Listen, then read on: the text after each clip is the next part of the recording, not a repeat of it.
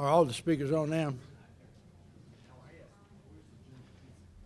You tell me when to start. Okay. Good afternoon, and we really appreciate all the members of the media being here today. We've got all the TV stations covered and the news media, newspapers, and we just really appreciate you taking the time out of a busy schedule to join us. And I think everybody in this room knows how much Fort Jackson means to this community. And when I say the community, I'm really talking about the state of South Carolina and the Midlands of South Carolina. And that support starts right outside the gate of Fort Jackson at Forest Acres, city of Forest Acres.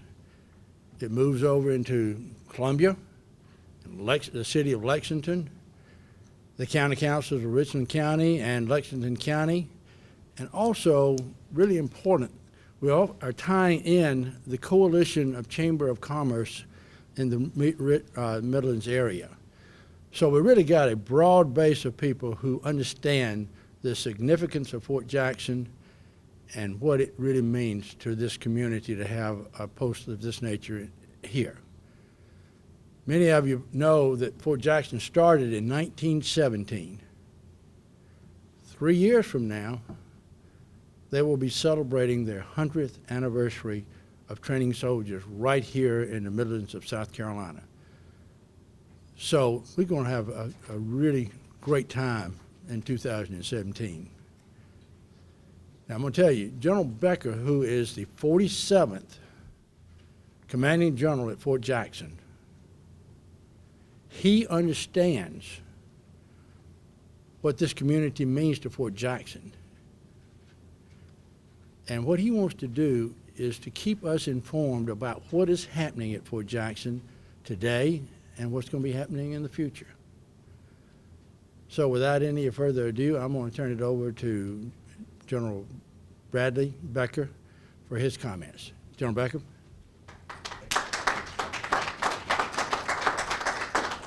Good afternoon, everyone.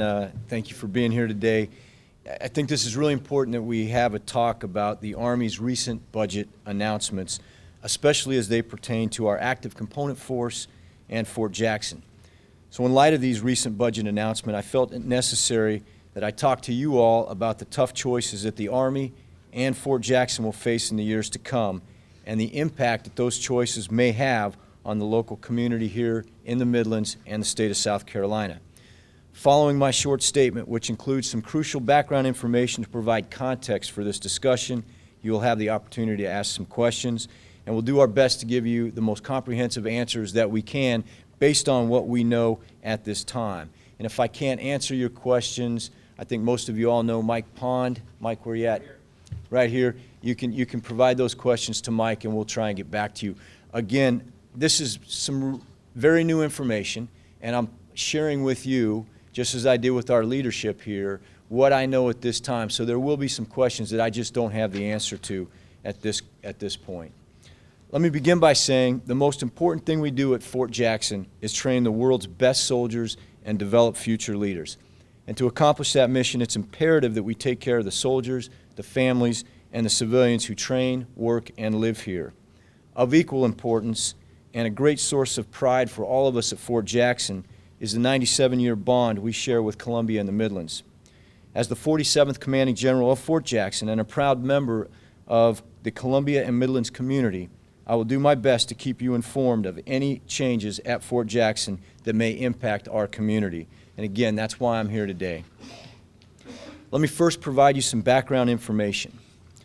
On March 4th, 2014, the Army submitted its fiscal year 15 budget request. This budget request contains the minimum funding level necessary to train, sustain, and equip our Army today while preparing for tomorrow. And as most of you already know, the Army is on track to reduce from its current size to an end strength of 490,000 soldiers in the active component force by the end of fiscal year 15. Under this budget request, the 2015 budget request, and the current Future Years Defense Program, known as the FYDP, the Army will further reduce to 450,000 active component soldiers, 335,000 Army National Guard soldiers, and 195,000 Army Reserve soldiers by 2017. However, if sequestration level cuts are reimposed in 2016, the Army might have to draw down to an active component end strength of 420,000 soldiers. The Army National Guard would draw down to 315,000, and the Army Reserve would draw down to 185,000 soldiers. Now, as stated by the Army Chief of Staff, the Army can support the current national security strategy and successfully meet its obligations under the 2012 Defense Strategic Guidance with moderate risk with an active component force of 490,000, which is where we were headed. With an active component force of 450,000 under the 15 budget, that level of risk increases too high, but we can still support the national security strategy. If the Army were forced to go below 450,000 in the active component, we would not be able to support the current defense strategy, and a strategic reassessment would be required. While the Bipartisan Budget Act of 2014 provided relief from sequestration level cuts through fiscal year 15, unless changed through legislation, sequestration level cuts will be reimposed in fiscal year 16, again, potentially pushing the active component end strength to 420,000. In light of this reality, on February 12, 2014, the Army initiated a supplemental programmatic environmental assessment, or PEA. This supplemental PEA is in addition to the PEA that was conducted in 2013, which assessed the socioeconomic and environmental impacts at the local installations for active component forces. And that was at an end strength of 490,000. Now, Fort Jackson was not part of the 2013 PEA. That's why most of you have not heard of it. But it was added, along with 8 other installations, to the 2014 supplemental PEA to consider the impacts if the 2016 sequestration cuts are imposed. Now, it's important to note the supplemental PEA does not reflect actual or projected losses. Rather, it provides an assessment of the possible environmental and socioeconomic impact of the greatest magnitude for each installation.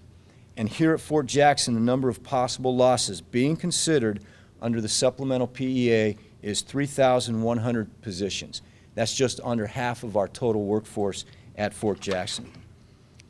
No decision will be made until the PEA analysis is complete, but if we don't get sequestration relief in 2016, a reassessment of the national security strategy will be required, and the Army will have to draw down further. Once the assessment is complete and approved by Army leadership, the Army will post its findings for a period of 60 days for public comment. We expect the earliest that would be is sometime this summer, June of 2014. Again, it's important to note the PEA is not a decision. It's simply an assessment of the potential socioeconomic and environmental impacts of losing a number of civilian and military positions at an installation. And again, for Fort Jackson, that number is 3,100 positions of our 7,000 person workforce.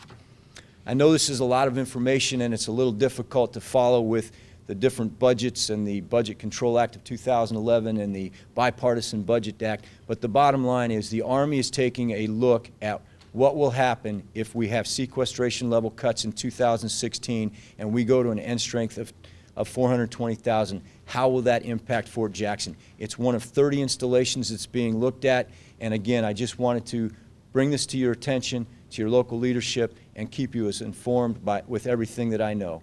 And with that, I think we've got some other folks that are going to talk, and then I will be available for questions. Thank you. Thank you, General Becker. As he said, we'll open it up for questions after everyone has had a chance to speak.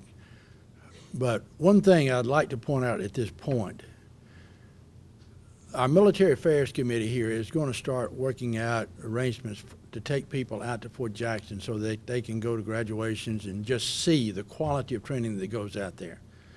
So as you get an opportunity, please take advantage of it. Now, our next speaker is Congressman Joe Wilson. As many of you know, Congressman Wilson is fortunate enough to have Fort Jackson in his district. And I think General Becker has realized how lucky he is to have Joe Wilson as his representative. So without any further ado, Joe. Thank you very much. Thank you, General. And ladies and gentlemen, it's an honor for me to be here with you today. It's particularly an honor to be here with General Becker, the Commanding General of Fort Jackson, and First Lady Sherry Becker of Fort Jackson.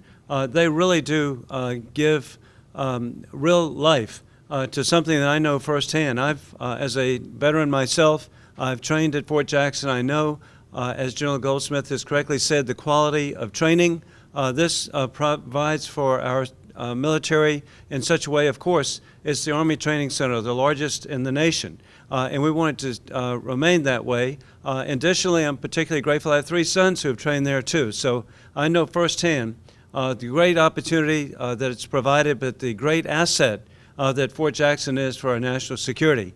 Additionally, I want to thank the community leaders. We have such a team. On the federal level, my other colleagues in Congress and the U.S. Senate, I want to thank our state leadership. I want to thank our legislators. I want to thank our county council officials who have been so supportive, and municipal, and I know the mayor should be here any time.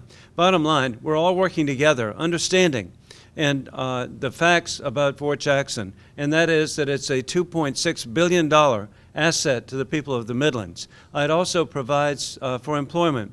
3,500 active duty personnel, 3,500 civilian, 12,000 family members live in this community. The numbers are just terrific. Additionally, you should be aware that it brings over 200,000 visitors to our community every year, where people find out something, and that is that we have the right climate. It's meteorological climate. What a beautiful day today in terms of temperature, but also the people are warm. And people find this out and they want to come back. And so I'm honored to be here with community leaders promoting and supporting the extraordinary efforts and the success of Fort Jackson. Thank you. Our next speaker is Mr. Bill Bethea. Bill is the chairman of the governor's military base task force. And he's working not only with the Richland County area and Fort Jackson, he's really working with all the communities throughout the state that have military installations. So, Bill? Thank you, sir. It's a pleasure to be here, and very pleased that General Becker took the time to help us understand the challenges that are before us. Joe indicated he had trained at Fort Jackson. Although I'm a Marine, I actually trained at Fort Jackson as well. While I was in college, I drilled with the 89th Rifle Company of the Marine Corps Reserve, so I had training, yeah. But we're faced with a very unsavory situation. A couple of years ago, when the terms BRAC and then the term sequestration came into the local parlance, people, first of all, didn't understand what sequestration was, and BRAC was viewed as the enemy. And most of the focus was on let's not have a BRAC. Well, as it's turned out, sequestration has become perhaps the most colossal Trojan horse in the history of the U.S. Government, because it has imposed on the military a disproportionate, grossly disproportionate negative impact, to the point where, as you've heard General Becker speak, this is happening on all the military installations.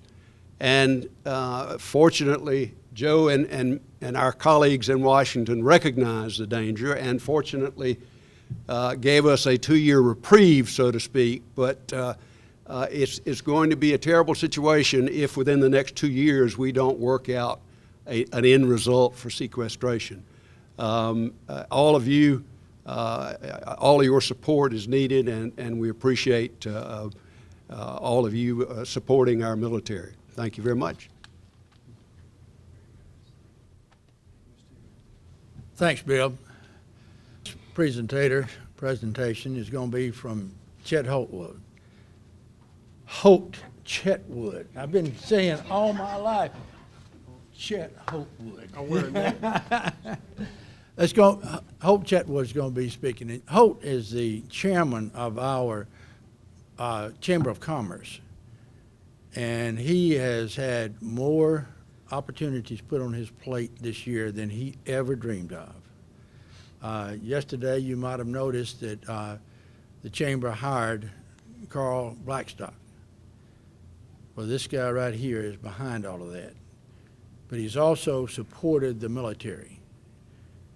And you need to hear some of his words.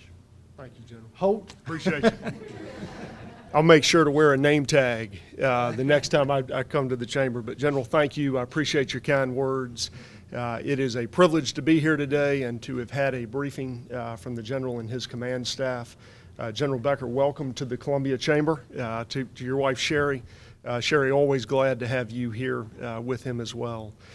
Certainly what you've heard mentioned today is the importance of Fort Jackson and all that is going on within the Department of Defense. Certainly everybody knows that Fort Jackson represents a $2.6 billion impact on the Columbia community, on the Midlands community as a whole. And that is a relationship that we have enjoyed for many, many years. And so, General, I stand here today to say on behalf of the Columbia community, on behalf of the Columbia business community, we certainly support you and your staff. We support the soldiers at Fort Jackson, and we will do everything we can to make sure that you have the resources you need to be successful. And I hope that at the end of all that, when you see whatever your next command is, that you will leave Columbia and think back fondly on Columbia, South Carolina as the most military-friendly community in the entire country. That's our goal. That's what we work for every day. And we'll continue working for that here at the Columbia Chamber and in the business community of Columbia. Thank you. Thanks, Holt. Yes. I was gonna, if the cuts end up going through, would you be the one to make the decision as to who would be cut?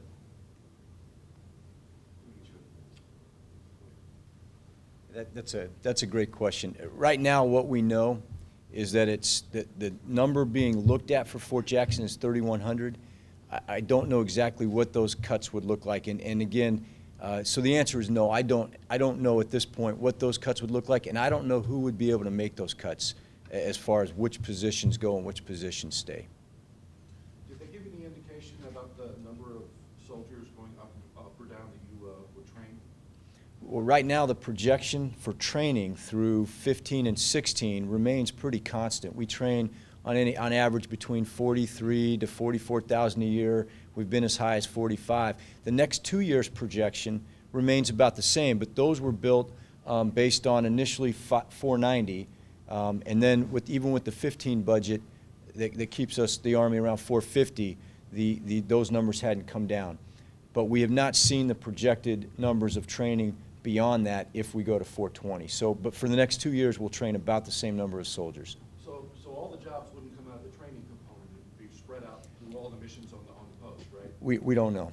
We don't know. We only know that there's 3,100 positions being looked at, 2,400 military and 700 civilian. But we don't know exactly what areas those positions would come out of.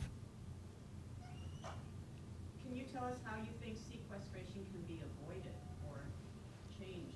What can avert this Yeah, massive? Yeah, that's beyond my capability to answer. Let me respond to that.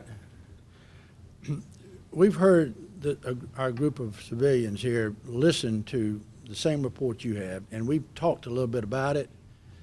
The thing that we came to an immediate conclusion on is that we need to work with our legislators to help them understand the impact if sequestration goes back into effect in 2016, that it's going to really have a devastating impact on the entire Army, but we're concerned primarily with Fort Jackson. Now, one of the missions that we took out of this meeting is that our community needs to inform the people and the elected officials that please do whatever you possibly can to avoid sequestration coming back into play in 2016. Congressman, could you add to that at all? Are you Sir- talking to the Tea Party here? The American public needs to know there's a 100 budget. Then there was a $487 billion reduction in the defense budget. Sequestration, Ashley, is actually $650 billion additional cuts. Now, in a bipartisan way, I've certainly been very supportive of the alert from Secretary Leon Panetta that this could hollow out the military. And even worse for General Becker, this is across-the-board cuts. It hardly gives him any discretion at all. But we were able to get the message together last year that this needed to be addressed. And so in December, when we voted for the budget, it actually provided for a shifting of funds that recognizing that the primary focus of the national government should be national defense. So $30 billion was shifted over, but that's just for 2 years. But many people said that couldn't be done, but it was. And so I hope springs eternal, and with the leadership, particularly I'm so grateful for the Chamber of Commerce taking such a leadership role. I believe that we can have an impact, but part of it certainly is my colleagues need to know how this is hollowing out the military, and it truly is at a time where Iran is shipping missiles to attack Israel. This is a time of aggression, sadly, by the Russian Federation. This is the time that North Korea has just launched missiles to intimidate South Korea. Over and over again, we can see an unstable world, and the best way to address that is through a strong American military. Questions right now. Our mayor is here, and I would like to just give him an opportunity to speak. Mayor Benjamin came back from Charlotte today, and he had meetings up there, and he's made a special effort to get back here, and I'm glad the sheriff didn't come in with you, because I'm sure you probably might have violated a few laws coming in here. Mayor Benjamin. Thank you, General. Thank you. Thank you. Thank you. No, very briefly, I did have some family obligations out of the state or outside. I would have probably not worn pink if I knew I was going to meet with General Becker and others. The responsibility to protect and defend this nation is our government's very first responsibility. That message needs to make its way daily to both ends of Pennsylvania Avenue, and I'm glad that Congressman Wilson is here and has been fighting the good fight.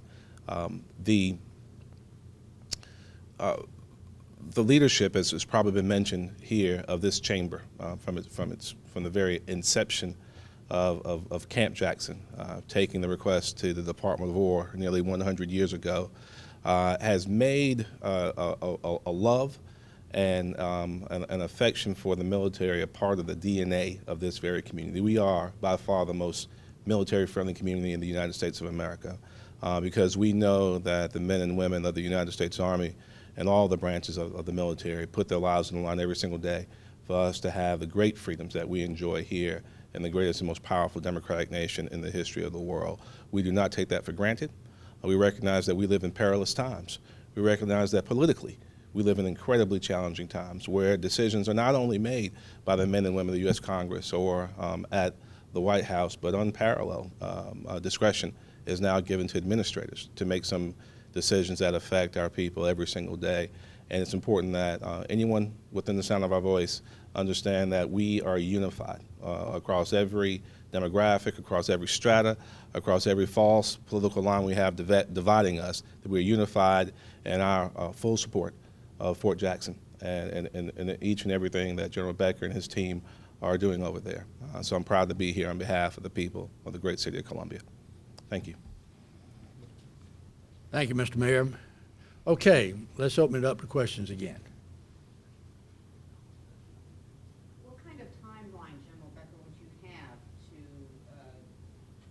take down those positions? You said it's, my understanding is those numbers would occur by 2017. If Does that mean if in 2016 you'd have to start making those cuts? Or No, how would you address that? the supplemental PEA is looking at a force structure and end strength if the 2016 sequestration takes place. And I think the Army will have until 2019 to bring that end strength down.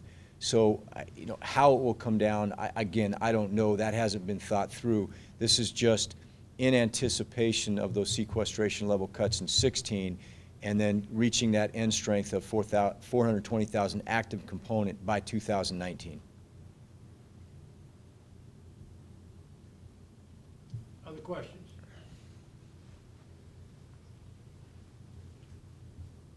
I just want to reiterate one thing to be sure everybody understands it.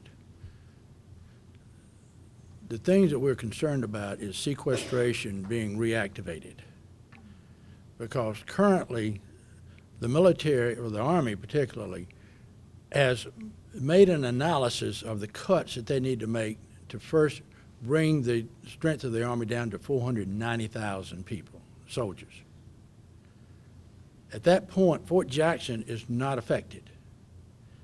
It's if sequestration comes into play or if additional cuts are made to reduce the 490,000 soldiers down to 450, 440, 420,000.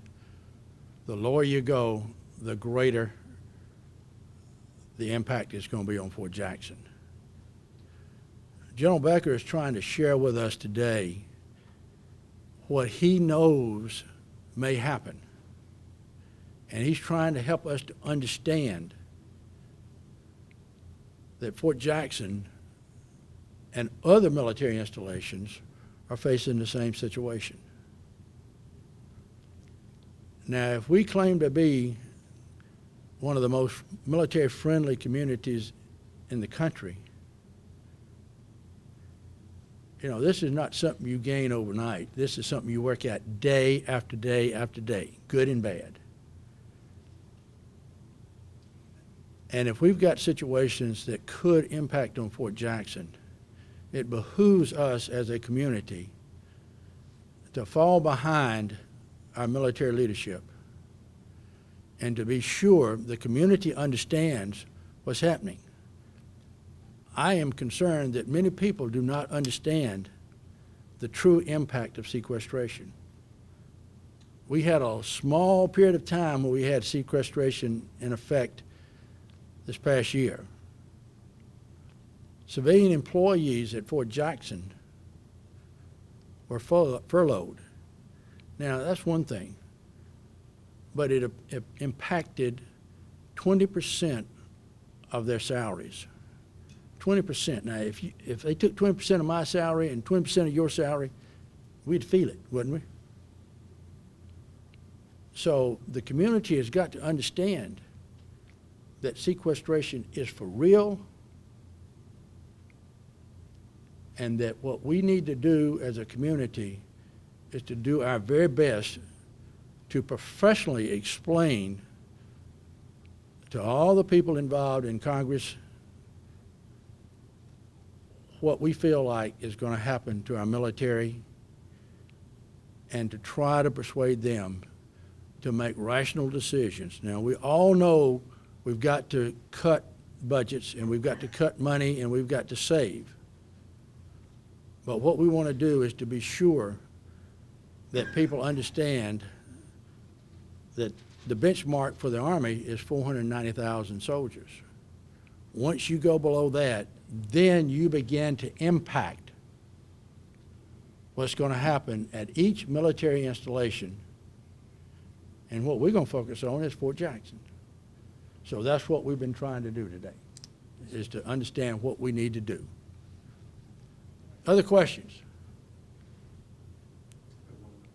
Okay. How do you make other colleagues of yours care about a situation like this, have a military base within the community? Well, the good news is that most members of Congress understand how important it is to have a strong national defense, particularly in light of with the instability that's spreading across the world. And so I believe that as they recognize what Secretary Panetta had warned, that this could hollow out the military, it will be bipartisan, as it was in December. And I'll be bringing this to the attention of my colleagues. And another fact is that every member of Congress has National Guard and Reserve members within the district. So I'm confident in my colleagues that we can achieve a majority to address defense sequestration.